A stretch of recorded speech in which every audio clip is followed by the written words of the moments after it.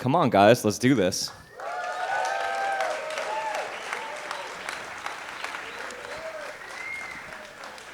What's up, guys? Well, I'm already a little dude, and I'm sunk all the way back. Looking even smaller. It's a very comfortable couch. How y'all doing out there? well, all right. Where do we even begin? So both of your guys' first instrument was keyboards, correct? You play piano. My first was drums, actually. Mine was guitar. I'm wrong. Yeah, there you my go. uncle taught me that first, and And your uncle owned a club in Harlem, correct? no, that's my uncle Willie. My uncle Okay. Leroy, who I always name myself in hotels as my anonymous name. Everybody always asks me, "What's your name?" My name is Leroy. But I took that from my uncle. He's been a big influence on me, and my mentor playing guitar, and then I ended up playing piano. But I went from guitar to trumpet to percussions, all percussions, and I started drum corps for the first time with Cub Scouts and Boy Scouts because it was boring just doing I promised to do my best to do my duty. And I said, let's put some drums, let's put some music. And first time marching in a parade, I played drums and drum corps for Cub Scouts. So I just tried everything. I just wanted to touch everything. Yeah. No, I mean, I have the very classic pots and pans in the kitchen story. I thought I was going to be a jazz drummer, man, up until I was maybe 11 or 12. I was positive I was going to be a jazz drummer. And then I discovered, I believe it was like Band in a Box or something like that on my, yeah, right? Yeah. Yeah. On my dad's computer. Any of y'all know about Band in the Box? Yeah? Sick. And when that computer broke, I got Cubase instead, and I kept working. But yeah, and I kind of learned keys as a necessity to production, rather than actually like an instrument that I was learning music on. In a sense, I was like, I wanna write music, so the best way to do that seems to be learning how to use a keyboard. So that was sort of my way into it, I guess, kind of similarly. Same. I did everything very analog. I didn't have a drum machine, couldn't afford one. So I had keyboards because I used to play with a band in a nightclub, in my uncle's nightclub. And I wasn't really producing or making any music until I got with Kool and the Gang's cousin, Royal Bayan, and the Dell brothers, and they took me around to the different studios, and then I started seeing drum machines. For the first time, I seen the DX Oberheim and the DMX, and I started seeing the Lindrum. But my first drum machine was the Korg DDD-1, and I did the I Wanna, and I did My Prerogative. But here's the other thing. Before that, I used to borrow or go to the studio and use the drum machines there, and I made Go See the Doctor, and I made songs like Classical 2, Rap's New Generation. So I wasn't introduced to drum machines until I was 16. And Jeff Lauber gave me my first drum machine, my first expensive drum machine, which was the MPC. MPC, not the 60. It was just the MPC. And I took that, and he gave me my sounds, and from there, I was just off and running. But it's been, that's the center of everything is a keyboard. It's, when you're producing, is a keyboard. So you can pretty much play guitars. You can play strings. You can play anything with a keyboard. You can bring those sounds. So. What about you? What did you first kind of hardware were you first working on? Hardware, I was never really much of a hardware guy, honestly. It was, I very quickly just became like obsessed with Cubase and programming in general. I did buy an MPC, mostly because I thought it looked so cool. But I was like, man, I can't make any of the stuff that I can make on a laptop on this. I couldn't figure it out. I could not figure it out. That shit is hard. It does look cool, though. Later on, I think I was probably like 13 when I bought the MPC. And I was like, I was born and raised in Norway. See, At he the was time, fortunate. I was born and raised in Norway. The manual was in English. I could not speak English the way that I do now at the time, so it was very difficult. But I played around with it, and I still have it in Norway somewhere. Yeah. And you grew up, hip hop was like your first musical love, right? Gospel music was my very That's first crazy. musical love. Yes, my dad ran the only gospel choir in the country, so I grew up playing drums in church, and that's how I sort of slowly discovered soul and R&B music, and slowly transitioned into hip hop music. Found electronic music through that. So it all started with gospel music for me. Did you start playing music in the church? Yes, actually at the age of 9. But I was forced. I didn't feel like getting a whooping. So my mom was like, the keyboard player quit. You know, he was the main piano player, and he quit. And my mom said, get on the piano. And I said, no. She said, get on the piano, I'm gonna bust your tail when I get home. And you know, when you hear that and you see the look from your parents, you're gonna get up there on the piano and you're gonna play, nervous as heck. And that was my experience of playing in front of more than 3 people. Right. And then like 5 years later, you're working on the show with Dougie Fresh. Is that, Yes. How does that happen? Well, I we mean, went to the besides same being a high genius, school. yeah. You know, we went to the same high school, and I didn't know who he was. I just knew that was Dougie Fresh, who I used to see at Harlem World, the real Harlem World, which was a club in Harlem. And I used to go there to see all of the rap artists rap, like Crash Crew, Furious 5, Funky 4 Plus More, and Disco 4, and all of these different people. And then I seen Dougie Fresh, and I seen Larry Love, and they were all beatboxing. And I said, I want to do that. But I was a street kid. I was doing the street thing, and I was just there because that was the place to go on the weekend to see hip-hop at its rarest form. And when I seen Dougie, I just became a fan, but I never knew who he was. And then we went to the same high school, and I didn't know how to get to him, so a mutual friend introduced us. From then, it was it. We went back to the house and the projects, and we started making the show and just coming up with just different ideas, and took a chance. And there it is, the show. That's crazy. Big record. You remember Lido, the first kind of Teddy Riley song you ever heard? The first one I heard, Yeah. that's really hard to say. Maybe No Diggity. I mean, probably in Norway, the first thing that probably reached my ears was probably the Michael Jackson stuff, I'm guessing. Yeah. I mean, his influence is so clear and so much really important R&B music Yeah. that I have no idea when the first time I actually heard it was. Probably way before I think it was. Yeah. So, Definitely. So with the creation of New Jack Swing, was there a kind of, I imagine it was kind of just a gradual thing because your tracks were kind of going that direction, or was there kind of a eureka moment you started using, different instruments, or is it just kind of, I got a drum machine and I made my prerogative, like? Whatever was in front of me, Yeah. I used, and I just made the best. I was always a kid that never could be defeated when it came to learning anything. So if I got on any drum machine, I'll learn it in like 10, 20 minutes and then start making a beat. And that's what I did when I worked with all those cats. I did hip hop before R&B. I didn't want to do R&B because the first record I made R&B, it flopped. And it was with a group called Kids at Work. Some of y'all may know if you're from the 70s and the 60s. But I made that record, and it became a hit later because Heavy D remade it. He loved the record so much, he called it Don't You Know, and it became a big record.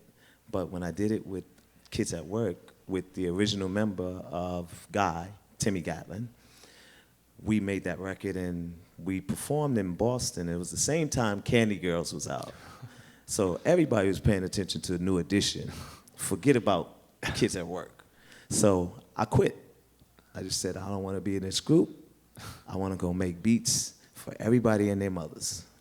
So I had Spoonie G, Big Daddy Kane, LL Cool J, Kool Moe D, Classical 2, Dougie Fresh, Rob Bass, Will Smith, everybody. I was making beats for everybody, and then Keith Sweat comes to my projects talking about, yo, Shorty, what's up, baby? I was like, I need you, to pull out some of them beats. And, like, I hear you making beats for everybody. I'm like, yeah. He said, yo, I need some R&B. I said, I don't want to do no R&B. I don't want to do it.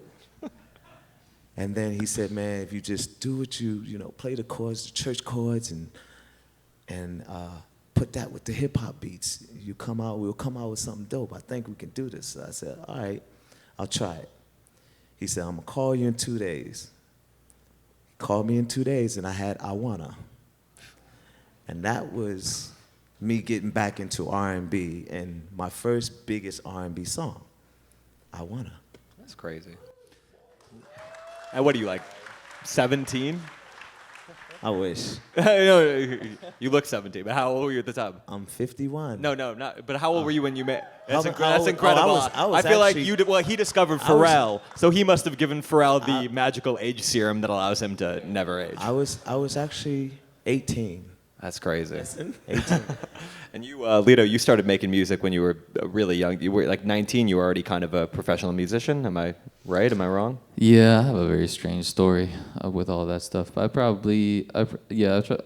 started making beats around the age of 11. I started playing. I got my first drum kit at like 3 years old, maybe. But I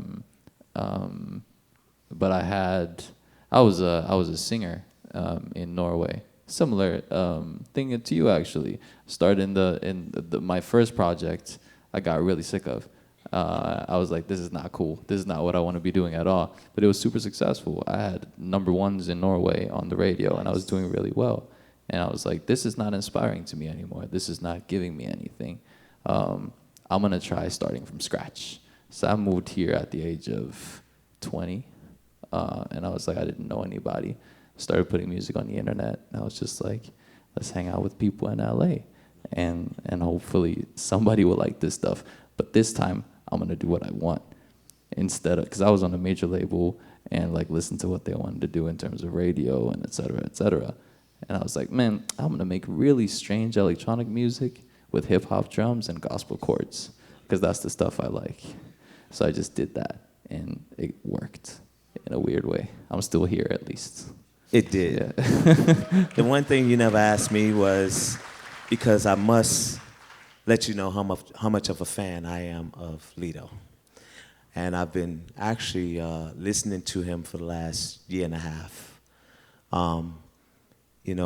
If somebody asks me, I'll tell you, like, this is my favorite, and Childish Gambino is my favorite.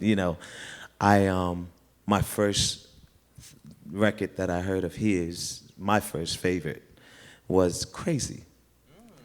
And it just blew me away. I said, I gotta meet this guy. And just so happened we just meeting for the first time today. We literally met today. in We've been person. texting, but finally. So when Carmen told me that Lido was gonna be on the panel with me, I said, this is amazing. This is the best way to meet somebody, on a panel, and you're speaking about each other. And now he gets to hear, I kind of introduced him to my godfather, who's over there. Of course, he should be up here too, because he have more history than both of us. True. Mr. True. Benjamin Wright. True. If y'all don't know him, look up in your phones right now, Benjamin Wright, and you'll see all the history. He did the whole Off the Wall album, except for She's Out of My Life, because there's no strings. But he composed Don't Stop Till You Get Enough. Y'all noticed? I talk about him all the time because, I'm proud. It's like he's proud of me. I'm more proud of him than he's proud of me. So I have to, and it's my mission to make sure that he gets honored for the Rock and Roll Hall of Fame, because he made a lot of those people who they are. The Temptations. He did all of the stuff from my idol, Mr. Quincy Jones.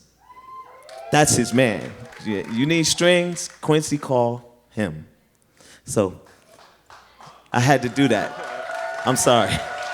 But Lido and I, we follow that man. Yes. And still relevant Yes. today. Yes. So The man, yes. this is the man, Mr. Benjamin Wright. Y'all gotta give it up. This man did records that some of us were born to, like DeBarge, Temptations. He did all of this. Boogie Wonderland, Earth, Wind, and Fire. This is the man. First of all, thank you very much. I'm so honored, and so you can't imagine. And then to be here in this setting, I got kids older than everybody here.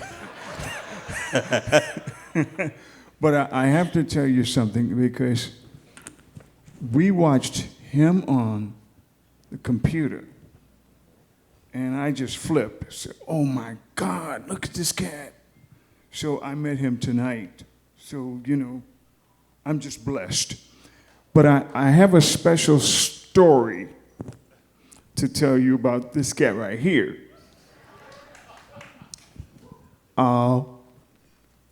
I did a song on DeBarge. I sampled him, y'all. I want y'all to know that. I sampled him. I sampled him, so. Wait a minute, you gotta hear this. You gotta hear this, because this is a New Yorker, okay? And when I hear something good, I don't care who it is, I be so thrilled and so happy. I have tears in my eyes. Okay, so I heard the Blackstreet thing. If you take your love from, I said, wow. Mind you, when we did DeBarge, it was just full orchestra. There were no computers. Analog. Okay, I had to do everything by hand. I write the charts by hand. Okay, so I was so thrilled. Man, Teddy Riley. I had been hearing about Teddy Riley from the rich guy, Greg Teese. Greg Teese, yeah. You guys know Greg Teese? From Logic, E-Magic. He's the guy who gave me my first endorsement on Logic. And now he's a major part of Apple. I'm talking about he don't work for Logic anymore. No. He has 1 million shares of Apple. In Apple. Yes, that's him. Okay. That's him. Anyway, he would come to New York and see you, and then come back to LA and talk to me about you. Okay? So I'm very familiar with Teddy. I used to look at the trades and the whole bit, and he was using a 12-12. And the whole bit. Wow. Okay, I got him down. So I said, I want to meet this cat. It just so happened that there was a Soul Train Awards. Jill Scott was there, and I was doing a live orchestra. And Teddy was on the show. And our dressing rooms happened to be next to each other. So I said, wow, this is it, man. I'm going to meet this cat today. Same way how I feel about him. I'm going to meet this cat. Boom. So they call and say, Mr. Wright, we need you on stage in place now. The orchestra's ready. I said, man, I got to meet Teddy. 2 times, Mr. Wright, this is live TV. We need you. I'm waiting for his door to open. It finally did. Meanwhile, they had sent 2 guys to bring me to the stage, okay? So I run over to meet Teddy Riley. I extended my hand, and 2 big bodyguards almost broke my arm. Oh, okay, wait a minute. I wasn't always a musician, I was a hoodlum. I'm finna kick somebody's ass, okay? The guy said, no, Mr. Wright, we got to go on stage right now. I said, oh my God, I'm so angry. Okay, no problem. I finish the performance. I run back to that dressing room to see Teddy Riley. No Teddy Riley. He's gone. The big bodyguards, everybody's gone. 4 years later, I get a call. One of my daughters goes to school, go to college where he lived. In Virginia. She said, Dad, got somebody want to talk to you. Who? Teddy Riley. Who? Teddy Riley. That.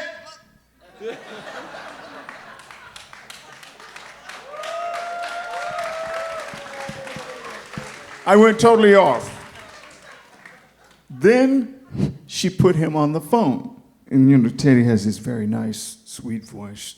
How you doing, Mr. Wright? I'm a fan of yours. And so, wait a minute, man. Let me tell you something. So I took him back to that scene, and he remembered it. But he didn't know me, okay? And it gave me a chance to become human. He didn't know me. No problem. So we became super, super, super, super, super. Now, I'm not going to use the word friends because I'm so old. But here's the cat who's got all the money in the world, came to stay with me. I lived with him. He gave me his guest house in the back. Now I have my family back in Atlanta, but I just said I wanted to get away to love myself. And I went to him and I said, you have somewhere for me to set up my rig and sleep. I'll stay in one room. I just need to get away from everything and everybody. And I stayed with him for 5 months, actually 6 months, until I figured out I don't want to live in LA. I love LA so much, but I don't want to live here because people will know I'm here. And then I said, you know, I'm going to go to Vegas, and I wanted to give my mother the biggest gift, which was to live in Vegas. And we moved to Vegas, and I stayed there, and I said, you know, I can drive back and forth, which I drove here. I love to drive from Vegas to LA. It's an incredible creative drive. If you ever should try it, you should try it. And just play music or play your music, and you will get there in no time. Me and my guys drove out here, and we just said, you know, this is a great commute. It's a creative commute because we create as we go. We always create as we go. I don't want to get off the subject. I want to get back on with music, but you moving in with him? I'm going. But I just want to say that Benjamin might have been a huge inspiration and like a father to me because I didn't have my father. So, you know, being with him those 6 months, I really got to turn back the hands of time of having a father figure. And, you know, at that time I was dealing with a lot. Music-wise, I was good. You know, we can do this music because that's the thing that brings us the love and happiness. So that's what turned me all the way around, and that's how I started listening to this cat the same time I went to live with him. That's how I educated him about you. So this man is bad, and you're gonna see so much more of him. You know, there are a lot of great, talented people. I just signed 2 producers from Instagram. And these producers are amazing. They're Mozarts. They're like Lido. And if you can, look up a kid named Donnie. He's a Mozart. This kid is amazing. And there are a lot of other kids, but this is how I like to find them. I'm actually working with Microsoft Bingo. I don't know if you guys, I'm a Microsoft guy. I know y'all Mac people. It's okay, I'm a Mac guru too. I build them. But I just want y'all to know I work with Microsoft. I'm gonna be doing some things with Microsoft, and what we're working on right now is a huge, huge project for our greatest entertainer, Michael Jackson. We're remixing 60 plus songs of his for his anniversary next year. And there's so many other things that you're going to see that's in his honor. And, you know, this is something I always wanted to do for my best friend. So, back to music. Yeah, back to me. Yep, well, yeah. Well, can I ask you a question? Because obviously we're in the room where the Remember the Time video was filmed. Oh. Do you want to? The rumor is that you got a phone call. Like this is the height of New Jack Swing, and Michael Jackson is Michael Jackson, of course, the biggest pop star in the history of time. And he decides he wanted something a little more harder edged, a little more hip hop, and a little New Jack Swing, basically the sound that Teddy created. And then, of all the people in the world, he calls you up. You get a phone call, allegedly late one night, from Michael Jackson. Is that kind of how it went down, or? No. No. All right. have The to internet tell- is wrong again. Well, no, it's close. Okay. But here, what happened was I, at the time, split with my manager at the time. I don't know if you guys seen the New Jack Swing video. It's the bald head guy in the video who's like, my manager and like a father to me as well. I don't take that credit. But he was part, because when we split up, that was when the blessings came, and it just dropped. And Quincy called me after we broke up. Quincy called me, and we talked for a while. He said, I have somebody I want you to see. You're gonna go see a guy named Clarence Avon, who's like one of the godfathers of the music industry, who make it possible for us as a people to come together and do music, you and I. So he's been around a long time. In fact, I know he came up with Benjamin and Quincy, and he was the guy that actually got me the Michael Jackson project, him and Quincy. And I went to his house, and the one thing that I can remember was we talked about everything, and he just said, "What do you want to do?" And I said, "What do you mean?" And he just cursed me out. "Mother sucker," I said, "who do you want to be? Where do you want to go from here?" And I said, I just want to do more music." He said, "Okay, that's all you had to say." And I said, "Cool." He said, I'm gonna hook you up with a few things. I'm gonna make sure you're straight. Don't worry. Go home." So I said, "Okay, when am I gonna?" He said, "I'm gonna call you. You make sure. It may not be me, but you make sure you answer that phone." And that was the call. That was the Michael Jackson call, but it wasn't Michael Jackson who called. It was his manager at the time, Sandy Gallen. And when Sandy Gallen called, my person that I used as my liaison answered the phone. And it was my manager. And when he answered the phone, he said, "Can I speak to Teddy?" He said, "Yeah, who's speaking?" He said, "This is Michael Jackson's office." And he said, "Well, I need to know if it's really Michael Jackson." And he said, "Okay, would you like for me to put him on the phone?" He said, "Yeah." He put him on the phone. And you ever seen a guy just turn into a girl? He put him on the phone. He said, "Hello?" He said,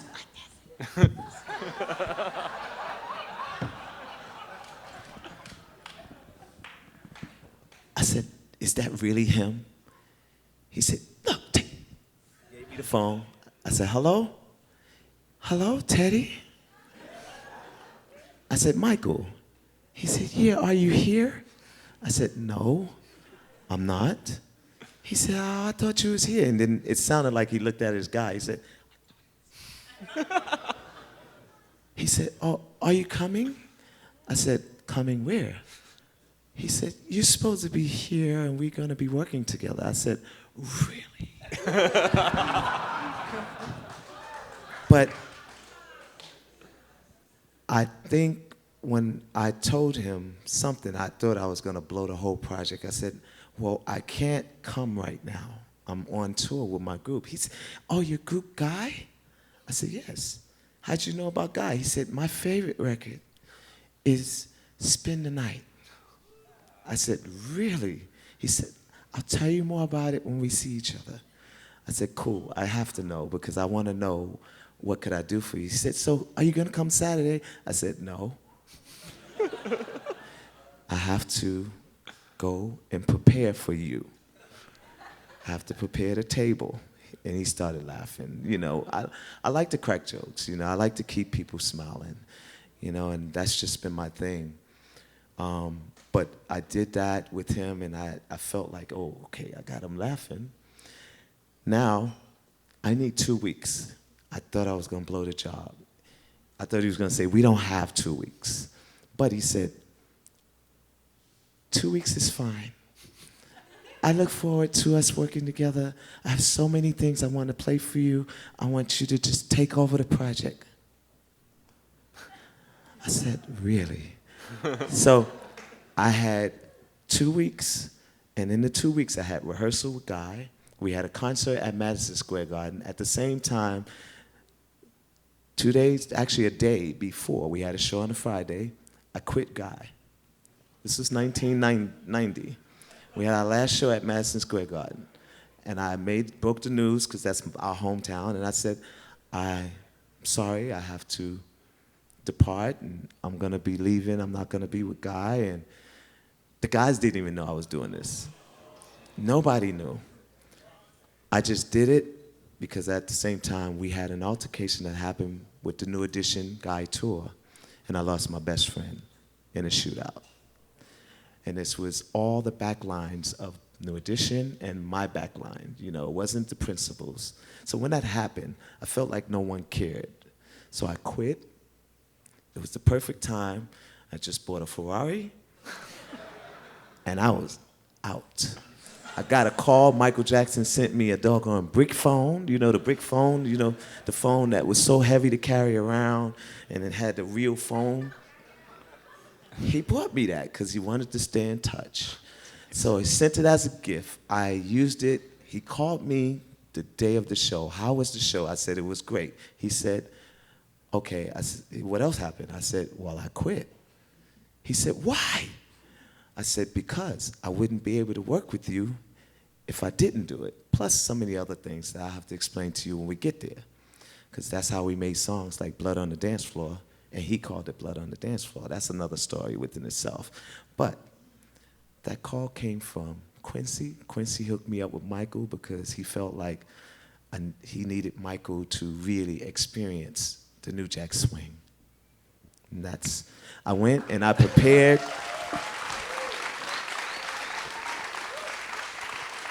True story. I prepared all of those songs and those tracks. Remember the Time, Joy, that went to Blackstreet, that was Michael Jackson's song.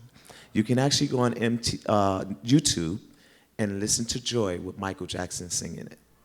And he was just kind of messing around. You'll hear the first verse twice. But we finished the song with Michael. We finished writing it, but Michael didn't sing the whole thing. So I prepared all of these songs. Within those 2 weeks, I had to borrow Q-Tip from Tribe Called Quest. I borrowed his studio room because he had a residency at the studio. I was actually doing 4 things at the same time, working on Michael's songs, Make You Sweat, I Don't Want to Fall in Love, and Why You Want to Dog Me Out. 3 remixes, and working on Michael's stuff, all at the same time. That's how I work. I can work in 4 or 5 studios, which is what we're building in Vegas. We're building a compound where we have producers and people come, and kids will come and actually learn about music technology, not just music. So, and I hope I get this guy to come out and show these kids as well. That's incredible. Well, I mean, I would literally interview you for the next 14 hours, but we unfortunately are low on time. I didn't even get to find out you discovering Pharrell, and that was, it's a different story for a different time. Yes, it is. But you will hear that story. We're actually working on some things right now. The New Jack Swing tour is happening. Actually, I'm touring with Guy right now. Our last 2 dates is this weekend, Arizona and then the Forum. So if I think the tickets, I don't know, it may be sold out. But you get to see Guy really do it. Aaron Hall is in full effect, Damian Hall, and myself, the original members. So if y'all get a chance, come out and enjoy. And what are you working on right now? Oh, what am I You have a working new album on right now? You have a new album out. Me? I want to know what you're working Go on. on. No, I want to know if you're going to work with me. I'll work with you. It's a contract right here. Yeah, let's go. Where's the? I'm actually working on, it's the album, which is the soundtrack for my book. And the book is Remember the Time, New Jack Swing. And the music is going to follow it, and I will have special artists come out and work with producers and composers like Benjamin Wright and Mr. Lido and other producers that is going to join, like some of my counterparts like Bink and Bink Dog and Chad and Pharrell. And, you know, I just want to make the album of my dreams. But, you know, y'all know what it's going to be like. We're going to do some funk. We're going to do everything. We're going to have some fun. And I heard a rumor that you guys are going to maybe perform a little bit. Play. Oh goodness, I don't know what we would perform. Definitely not. I have so many things I want to ask of this man. I just want to like get backstage and like ask more questions. All right, why don't you honestly. guys be my That's guest? what it is. Very cool. What do you want to know? In terms of me right now, that the thing that I'm really curious about in terms of you is a lot in terms of executive production, which is what I'm mostly working on these days. Getting involved with artists and overseeing the entire project and working a lot with my friend Skrillex. I'm working a lot with. It's funny you said Will Smith. I'm very close friends with his son, Jaden Smith. I produced about half of his album that he just put out. Incredible. I heard it. So cool. He's incredible. But yeah, I want to talk with him about executive production, motivating artists, getting incredible, legendary, timeless songs to appear in the studio. That's what I'm really curious about. And you're a legend. You're a master of that. So We can talk all day. You know what? Let's go. We should do this on a channel. That'd so be people cool. can see actually That'd be very cool. how, like we wrote the whole Blackstreet album in one room and all the singers sitting around and I'm playing piano and then my piano player, he's playing some stuff and I'm playing a vocoder and I'm playing a song that the young lady with Frank, her favorite song is called My Paradise. And what influenced me to make My Paradise was Sammy Davis Jr. I always dreamt, you know, my music was made off of vision or actual reality. But my vision was envisioning like Sammy Davis Jr. dancing to this music. And I made it, you know, just from that. And that's how I came up with, you take me up on high, high up and higher, it's the sky. Oh. All these voices and everything, that was all vocoder. It's all vocoder. And I just wanted to do a song like that and put it on the Blackstreet album. And the guys happen to love it as an interlude. Iconic. All the whole album, I'm telling you, from Don't Leave and Good Lovin' and songs like Before I Let You Go, all of that is written right there, piano. You know, because coming from Michael, he taught me how to do it with just no drum machine, don't make nothing, just play your chords. You know, and that's what I did. And the singers just, they sung lyrics, and that's how we formulate the whole Another Level and the first Blackstreet album. Mm-hmm. And I think that's what we forget all the time, is that us as producers, I know there's so many producers in this room, we get so caught up in drum samples, in sound design, in all the bells and whistles, and we forget that at the end of the day, we are producers and we are supposed to deliver an incredible song that is going to touch something in somebody. Like, that's the whole point of us being here. We are vessels for artists. That's why we're here. So, and you've mastered that. You've made so much timeless music that is incredible music in terms of the production that surrounds it, and will still be incredible music if you play it with a guitar or just the piano or just beatboxing it in the room with a couple singers. And that's a producer. That's a real producer. Well, also, getting with the right writers, most of the songs that I've made, the hooks came from me. And reason why, because I usually think of it, and I think of everything, or it may get struck from a song, like how I came up with All I Wanna Do Is Zoom, Zoom, Zoom, Zoom, and the Boom Boom. I got that from the Jamaicans, and it was a Jamaican record that I just kind of ripped. You know how we do that, R.I.P., just rip it. And I ripped this song called I love a super cat, I love a super cat. That's the same Rum Shaker beat, right? Y'all just don't know that. You go back and listen to it, put them all together and just let it spin together and you'll hear boom, boom, boom, boom, boom, boom, boom. Y'all know that record? Yep, that's it. Yep. But I took that record, jacked it, and put all I wanna do is zoom, zoom, zoom, zoom, and a boom, boom. Just shake your rump. Boom, boom, boom, and boom, boom. I just love that beat. I just say I'm gonna take that beat. I don't care if but I had to pay $1 million for the sample. I'm sorry. I paid $1 million for that sample because they waited. I thought that saxophone was from Public Enemy. I thought it was theirs. And still today, I still think it's theirs.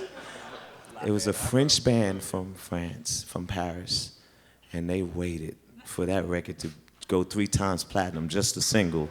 And they said, oh, we gonna get paid now.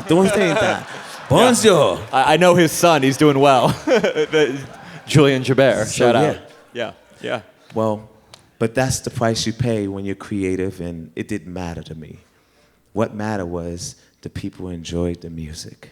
That's all was my goal, was I wanted my music to play outside of New York. And it did.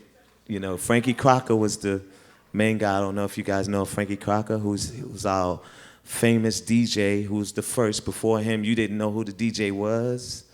Well, Frankie Crocker is the guy who made DJing and radio disc jockeys famous. So? That's crazy. I just wanted my song played in New York. That's all I wanted. There you go. That's crazy.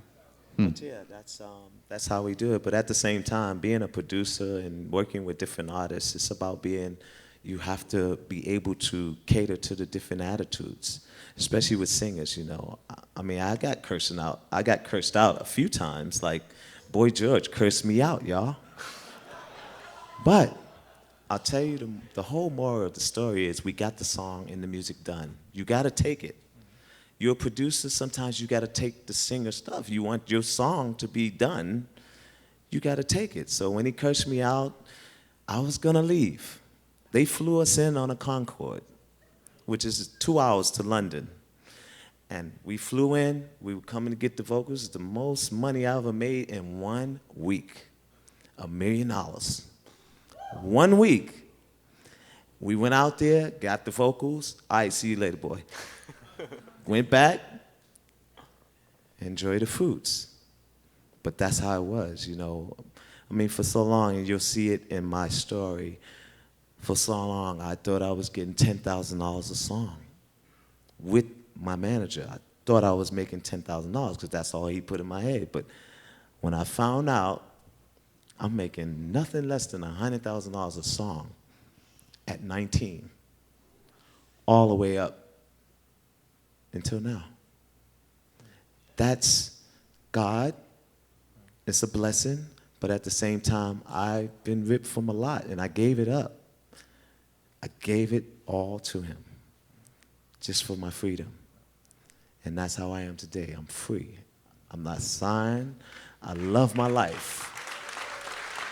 Love my life. I can make music and still be happy and jolly doing it, and praise guys like this because I'm happy. I'm proud of guys and all the producers here. Had we not have like our mentors like M2 and Nile Rodgers and Quincy Jones and Prince and all of the people who made music before us, and we have been either made or we danced or we were happy listening to their music. And that's how I feel about up-and-coming producers and writers. You know, I champion them. I want to help.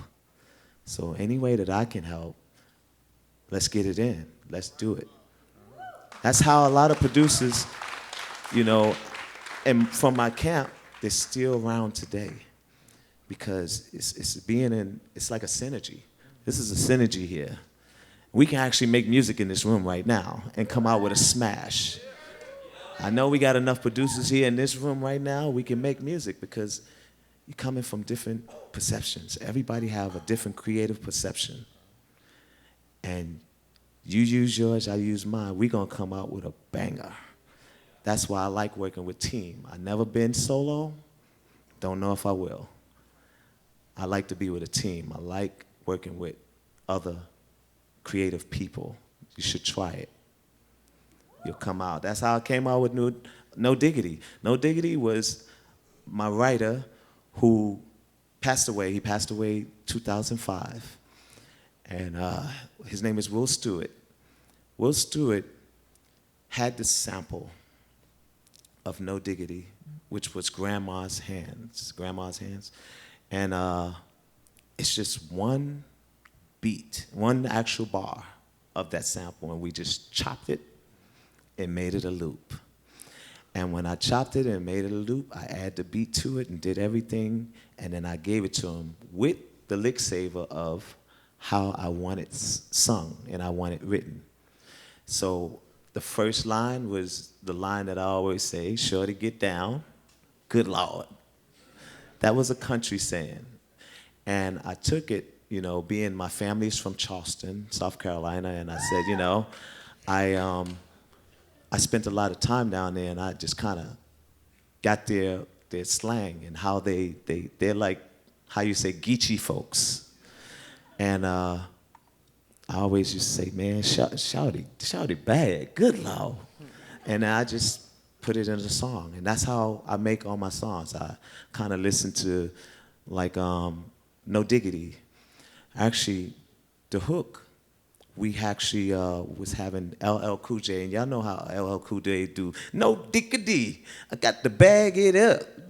And he was doing "I Like the Way You Work" remix with us, and he kept saying "No diggity."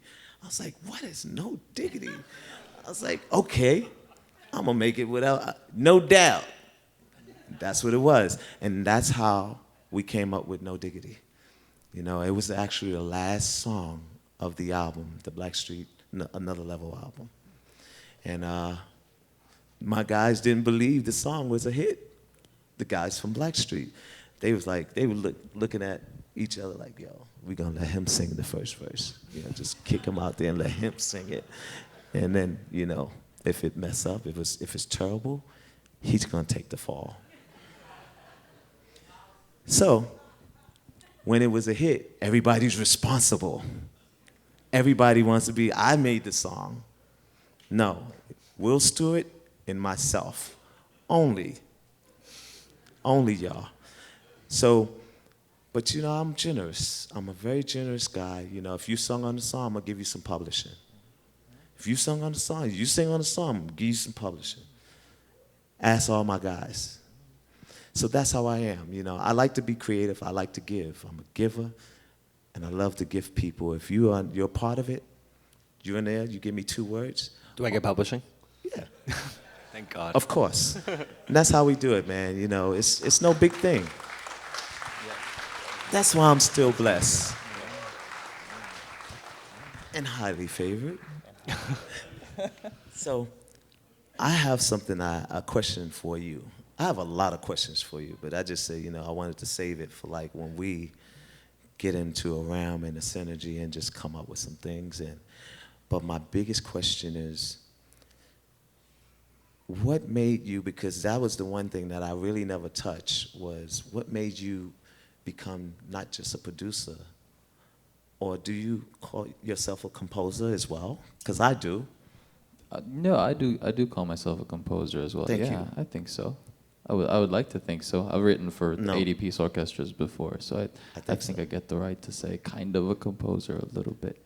So now, you doing that. what do you like the most? Composing or producing? Analog, computers. It's the answer to that for me is actually exactly what you have been talking about just now. My favorite part is synergy. My favorite part of creating music is coming from somewhere, having something, meeting a different instrument, a different producer, a different orchestra, a different singer, and seeing what that equation turns into. That's my favorite part of it. So whether there's a computer in the room or there's an orchestra in the room doesn't necessarily matter. Me and a computer by myself is not that interesting. I'll make something cool for sure. Maybe somebody will send me something and there's a little bit of synergy in that.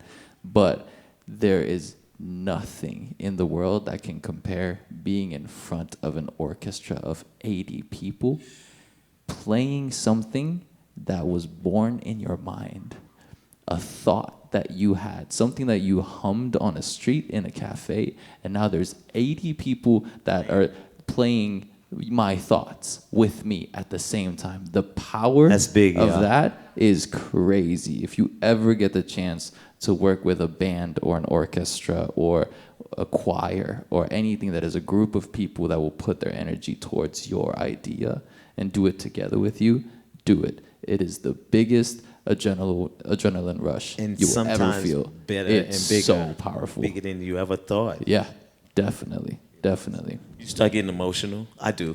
I cry. Oh yeah, definitely. I get super emotional. We were actually doing, in fact, Pops. I call them Pops, y'all. Everybody, y'all, Mr. Benjamin Wright is called Pops. Well, Pops was we were doing some music for Michael. And it's actually on YouTube. And he was actually, we had to write some things over. And I've never seen him like go in and just change a whole thing, like sheet music. And I'm like, I think this is probably like Japanese or Spanish to me, because I didn't know what he was doing, but he was writing every part and just doing everybody. I was like, yo, you don't have a computer? We can do this on a computer. He's like, oh no, this is how we do it. This is what we do. Now I asked him a dumb question, was how long do you think this is gonna take? And he sat me down, he's like, oh, by the time I finish with this, we gonna run this one time. We probably get out of here in about 30 minutes. I said, are you serious? It's over 40 people in this room. We gonna get this all done, and everybody's got the clicks and everything, the music in their ears, and they all playing on time. And all he's doing is this. I see him.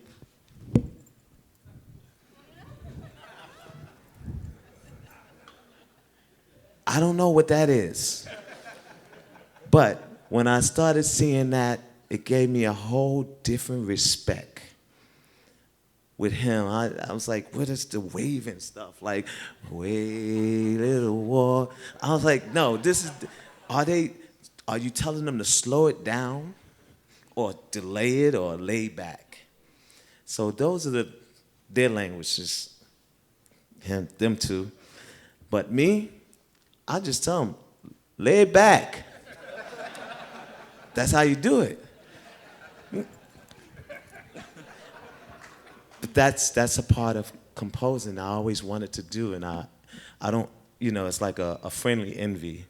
I want to do what you do, but I have to fake it to make it, right? So I have to fake it. We're doing a commercial, and I really, it's a commercial it's gonna be for the Microsoft thing, and it's like a campaign, and I have different people in the room, and producers, writers, and singers, and it's just me going. That's all I know. And I am doing that to show people about the synergy. That's what this actual campaign is about. It's the synergy between you and I. The screen, you're watching the TV, and you see this commercial, but you're getting you're part of it. Almost like the This Is America. Childish. That record puts me in the video. I want to be in that. Don't y'all? If y'all seen it, y'all want to be in that video. Just being a part of it, or being some of the people jumping off of the what's the name. Y'all see? I see the little stuff all the way in the back, you know, just like music. Most times when I listen to people's music, I don't listen to the front. I listen to the spaghetti, the intricate stuff that they put in the music. That's what made me go, whoa, what was that? So when I listen to this cat, and what was it like? Boom, boom, boom, boom, boom. I was like, okay, I heard it, computers, right? Why did I see the video with him doing it with the orchestra? That's what blew me away. I heard the computer stuff, then when he played it with the orchestra, it blew me totally away. You guys gotta look up Lido and look up his live show with the orchestra. Then you'll get what I'm talking about. Oh, that's what Ted is talking about. These are my two, like, Childish is next level. You are next level. You know what I'm saying? Pharrell, next level. You know, just, I want to, if I could see more of like Terrence and 1500 or nothing, and the guys who, is it the interns, stereotypes, those are architects. You know what I'm saying? And, you know, I always like, I worked with Terrence and those guys before, and they're Mozarts. That's where it's going. So I look forward to us working together. I'm just blessed to be on this couch, man. You're a legend. This Not is more blessed than me, incredible, man. You don't understand. Can I get some Teddy applause for Riley, Lido, ladies and Teddy gentlemen. Riley, Wow. Native Sessions.